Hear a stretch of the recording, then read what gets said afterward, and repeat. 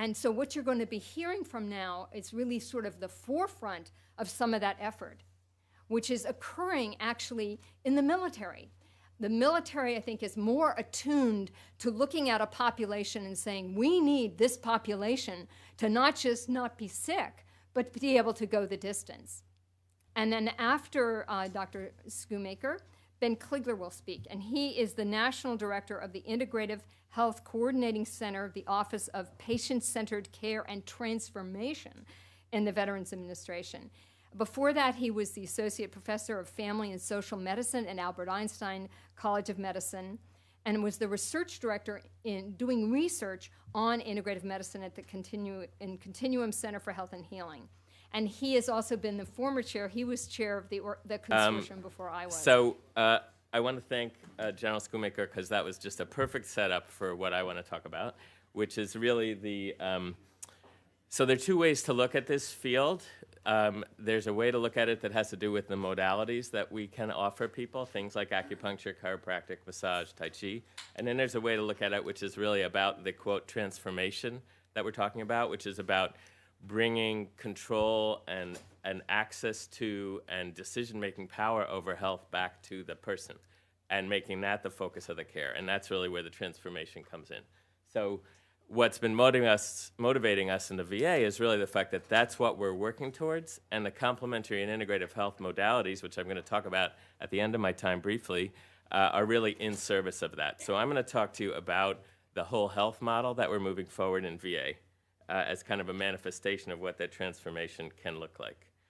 So just a quick rundown on the VA for people that are not familiar. Largest federal healthcare system in the U.S., I think bigger than the DoD, but I could be wrong. We have 18 VISNs, which are the regional networks that the VA is divided into. It's 150 plus medical centers, about 1,000 or a little bit more outpatient facilities. There are 9 million patients enrolled in the VA. Roughly 6 million of those are in active care, and there are 330,000 staff. So this is a big organization. So what is whole health?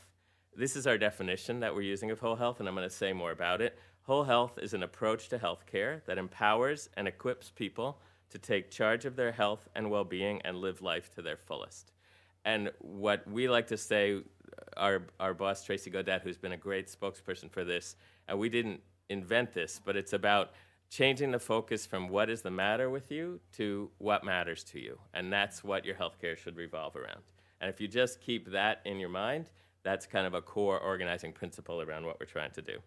So let me talk for a minute about this whole health system, which is the sort of operating system that we're trying to help install in the VA as the way to further this type of approach in the care of our veterans. So there are 3 components. I'm going to put this slide up again in a second, so I'm going to skip to the next one, which actually defines the components for you.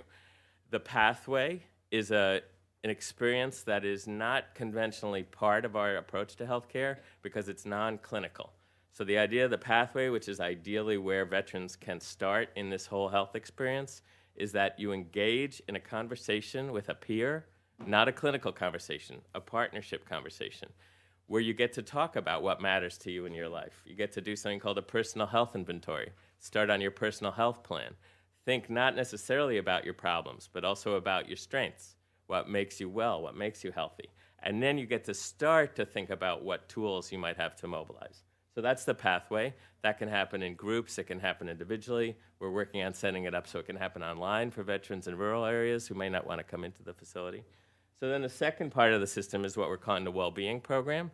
And this is where some of those tools that the veteran may want to use for advancing their health around what matters to them, this is where the facility can offer these tools. So these would be things like acupuncture, tai chi classes, whole health coaching, many different kinds of integrated modalities, and I'll talk about that a bit at the end. So this is a well-being program. Some of this is happening in the VA facility, some is happening out in the community. And the third part of the system is whole health clinical care, and this is in some ways the most challenging.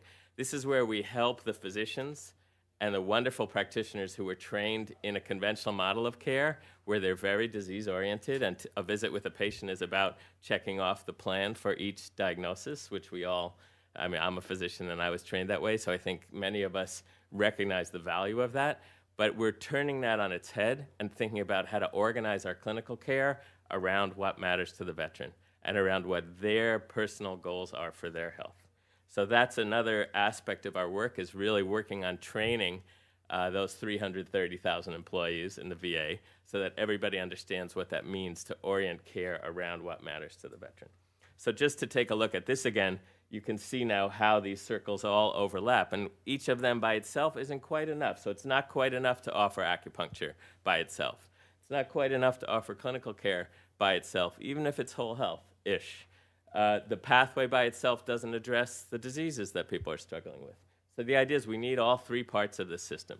And what you see in the middle is personal health planning, and this is where the veteran is working consistently with peers as well as with their clinical team to identify what matters to them and how to organize their care around that. So just to break that right down, what that might be is, what's important to you? This comes up in a conversation with a veteran and a peer. Well, I want to be able to get out and walk and spend time with my grandkids. It's not that what's important to me the most is getting my hemoglobin A1C down or my blood pressure down. It's to do those things because I will be more healthy and I will be able to do the things that I want in my life. So in a nutshell, that's kind of where the difference lies between the two. So just a quick little history. This has not been an overnight transformation in the VA. This is something that's been going on. This goes back 6 years. It's really been going on more time than that. But let's just say quickly, starting in 2012, the VA strategic plan defined the #1 strategic goal, and these are great words: provide veterans personalized, proactive, and patient-driven care. And this has been sort of the mantra in VA of this period of time. So they defined that as the goal. How exactly we would get there wasn't so well defined. So our office and many other offices were charged with sort of get out there and figure this out. We funded a number of centers of innovation. In 2015, the then secretary actually identified whole health as the VA's approach to delivering this kind of personalized care, sort of the delivery system. That gave a lot of momentum to the spread of this across the system. We were able to fund in a number of design sites around the country, and then came the CARA legislation, which I'm going to talk about more in a second. So this is just a map of some of the design sites where we funded modest programs to sort of have a VA facility be able to experiment. Well, what is it like to bring coaching into the facility? What is it like to try to have a peer-led conversation group with veterans about what matters to them? What is it like to try to retrain your clinical staff so that they think about these whole health principles? So we've been getting a lot of experience with this across the system in the last 5 years or so.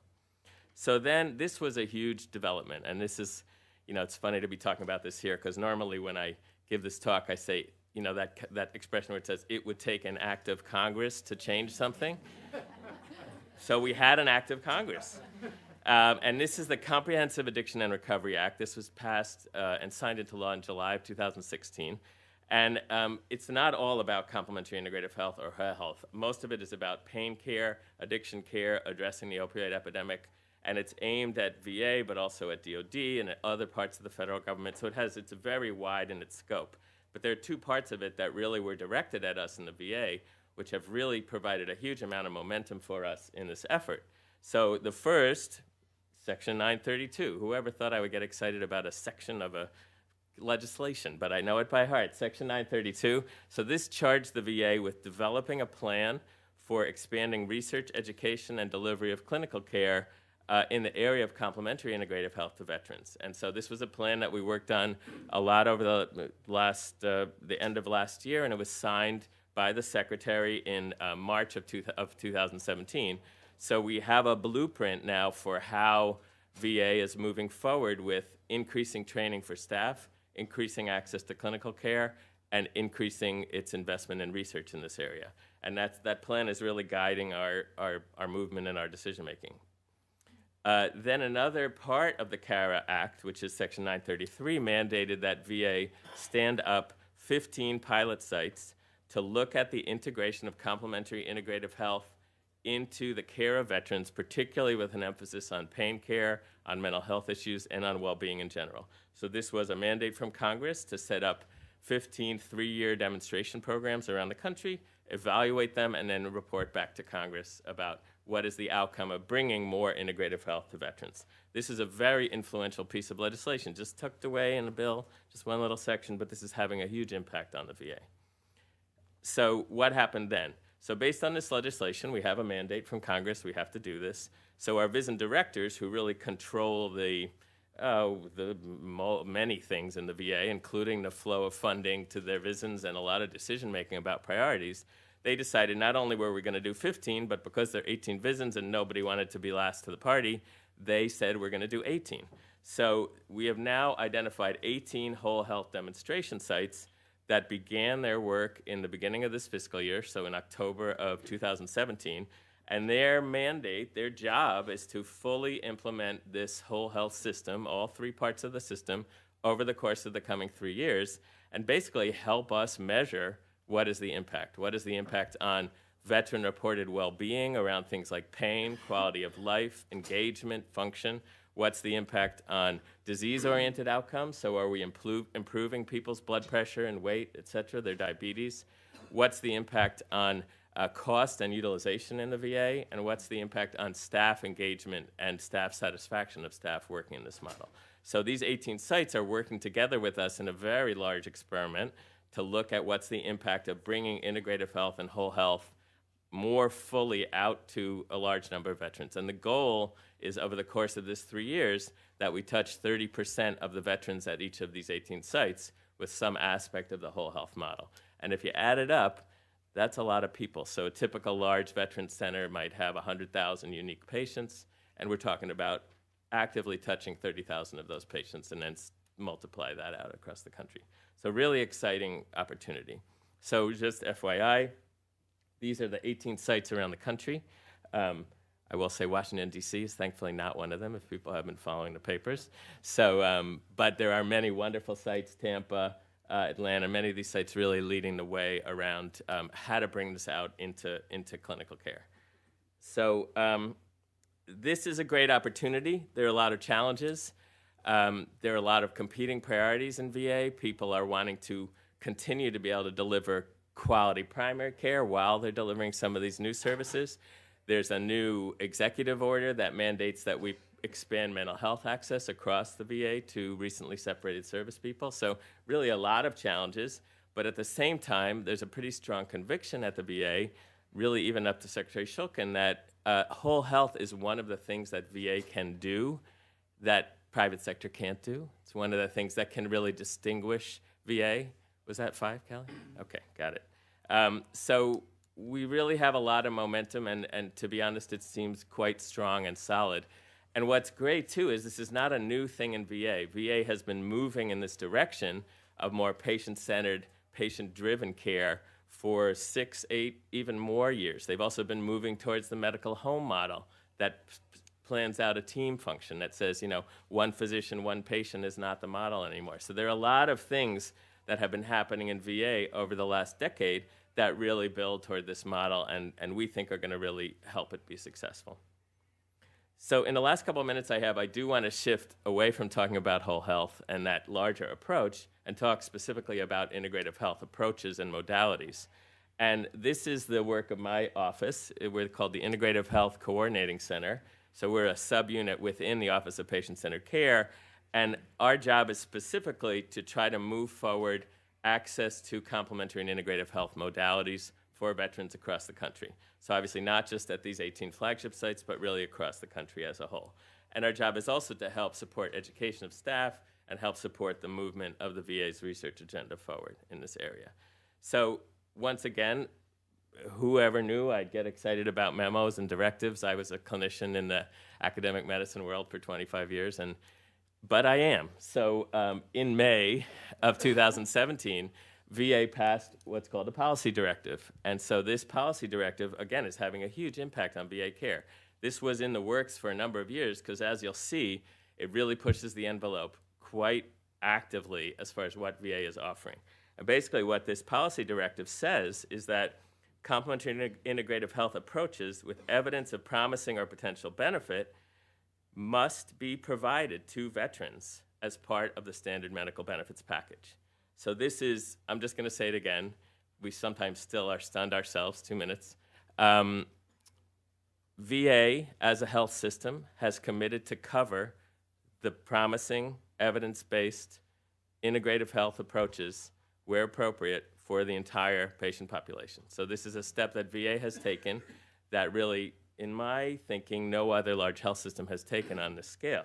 So what are we talking about? That we have a system in place that's laid out by that policy directive for vetting the complementary integrative health approaches, and basically, do they pass the bar for published evidence of effectiveness? We're an evidence-based system, so in order to become widely deployed as part of standard medical care in the VA, a therapy has to really have proven itself. So these are the therapies to date that have passed that bar and that are now being offered as part of standard medical benefits to veterans, where appropriate, as part of their conversation with the treatment team. And so you can see the list. I won't read it. I do want to note that chiropractic has been offered to veterans as a standard of care for over 10 years, and that was by a specific mandate from Congress in the mid-2000s. So we don't count chiropractic under our umbrella, but that's another integrative approach that's being widely rolled out to veterans. 1 minute. Okay, so this is big news, and it's not unchallenging. VA is working hard to figure out how to actually offer these things. Particularly, you have rural populations, you have parts of the country where people are just not perhaps familiar with Tai Chi. We had one facility director say, my veterans want to go hunting and fishing for their relaxation therapy as opposed to learn Tai Chi. Do I really need to offer them Tai Chi? And we said, well, you know, maybe you want to offer both, or maybe you want to do Tai Chi while they're out hunting and fishing.